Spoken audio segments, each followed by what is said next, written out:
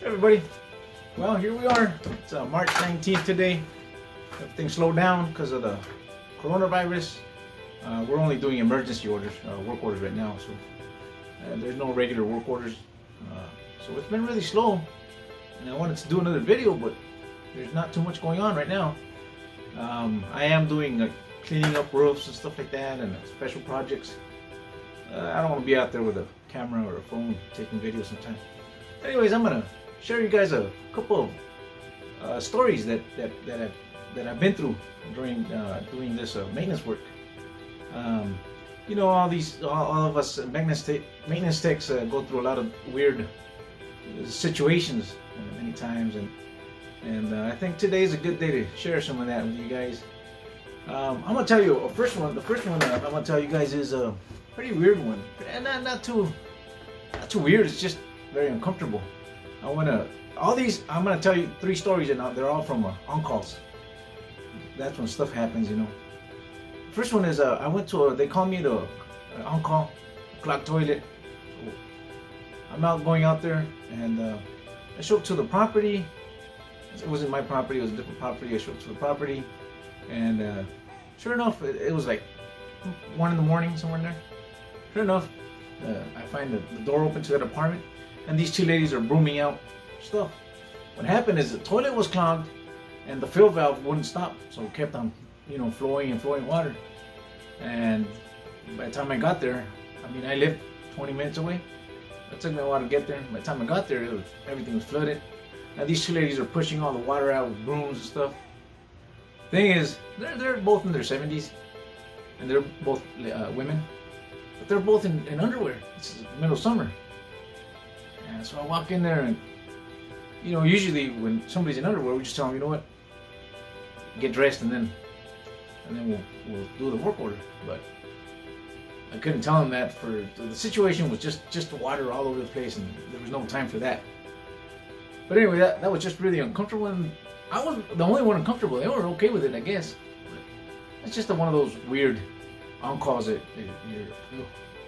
But anyways, I went through that one. There's another one that happened to me, a different on-call. This guy called about his doorknob. His deadbolt was he wanted to rekey it, and this was I don't know, around 11 p.m. that night. And so I go out there, and usually it's not an emergency, but the guy said that somebody had his key, and that he didn't feel comfortable, and he thought they were gonna get into his apartment. So they sent me out there to rekey his apartment, and well, he didn't want to rekey it. He wanted a new deadbolt. I show up there, and I tell the guy, you know what, I'll go look for deadbolts. So I go into the maintenance tech's shop. I couldn't find one. I don't know if he had one or not, but I couldn't find one. So I tell the guy, I go back to his apartment, and tell him, you know what, man, I couldn't find one, but I'm just gonna rekey this one. It's already there, and I mean, it's the same thing. Nothing changes. It's just different keys, so the whole key is not gonna open it by no means. First of all, when I first got there, the situation was really odd because I could smell drugs, and I'm not talking about pot. I'm talking about something horrible. And I walk in there, the first thing I see is a Confederate flag. I have nothing against anybody, but I know that if somebody's got that flag there and he's doing drugs, and a Mexican guy walks in there, it may not be his best, my best place to be at. Anyways, but the guy was okay with me at first. Well, I tell him, and he says, no. He tells me, I need a new deadbolt. I can't have the same one. I don't want you to rekey it. And this guy was a big guy too, and he was on drugs, so I didn't want to piss him off or anything like that. Well, I go down to the shop and couldn't find one. Tried to look at a vacant. There were no vacants. So I took the shop's deadbolt off, and of course rekeyed it. And then I go up to this guy's apartment with a new set of keys and a different deadbolt to change it. But by then, maybe 45 minutes had passed, and, you know, because I was looking around.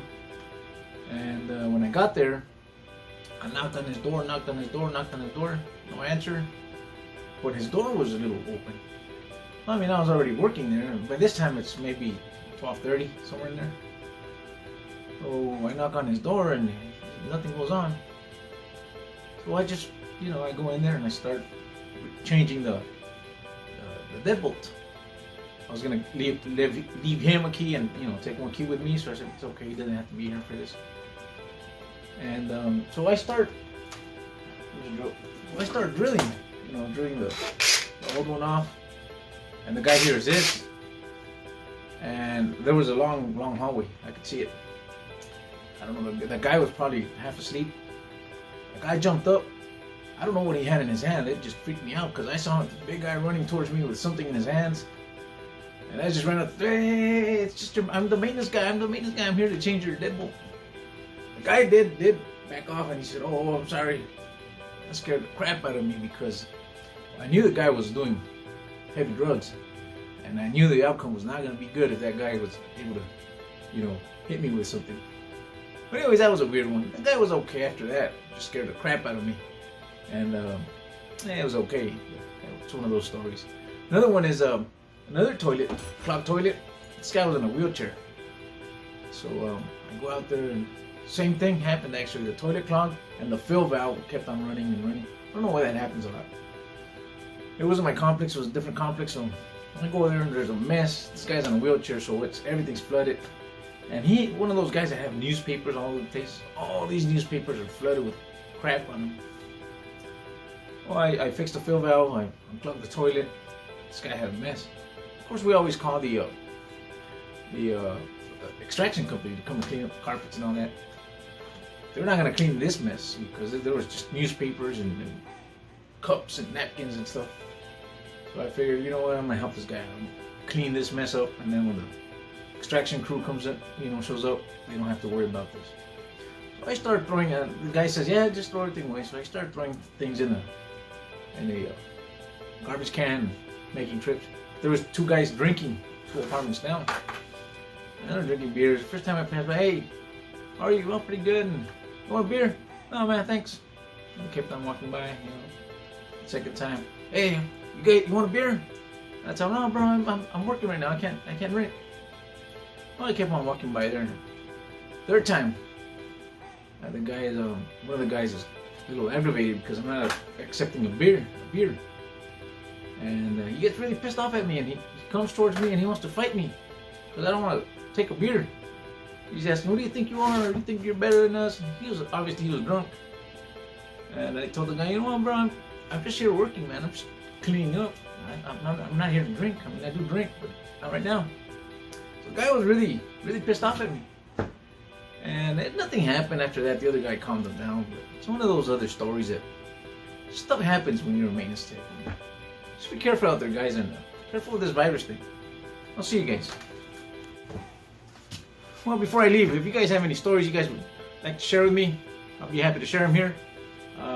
You don't have to give me your name or city, because I know sometimes you don't want to tell people's personal stories. But I'll be glad to share them here. If you guys got a story, I'll put my email here and also in the description.